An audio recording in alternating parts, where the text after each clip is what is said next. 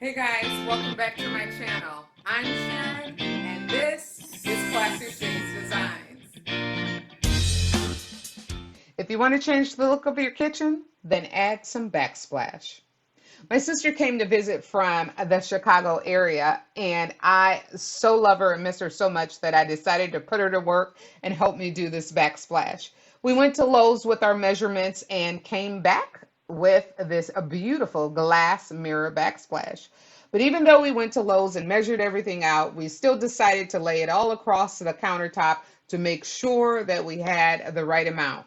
We started this project at 7:30 p.m. Lowe's closes at 9, so I wanted to make sure that we had everything we needed. We started in the corner, checking to make sure that we had just the right amount of room to do the least cuts as possible. And then I mixed together some mortar. I only mixed a little bit at a time in the bowl because I didn't want it to dry out on me like it did the last time we worked together because we talked too much.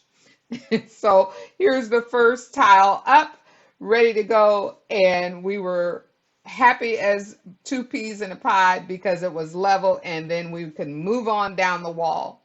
Now you'll notice that we have this big gap across here. We'll fill that in later, but for now I wanted to get all the big pieces up just in case time ran out and she had to leave me alone. She was noticing that it was starting to sag in the certain spots. So what we decided to do was take a little thumbnail and tack it in between each of the areas where it was sagging because let's face it, gravity does what it's supposed to do and pulled it down. And then we put a little bit of mortar on the back of each one of these extra tiles so that we could fill it in across the top at that gap place. While she was doing that, I came to the wet saw and started sawing away. Now, I know you're going to tell me, Sharon, you need safety gear, you should have on goggles, but I do have the safety guard over the wet saw blade, and I took my time and went really slow. And this is what it turned out. The cuts came out perfect. The glass looks so shiny and sparkly the next morning. I absolutely am in love. I wish that it could stay like this, but we've got to finish this job by removing all of the little spacers and filling this in with grout.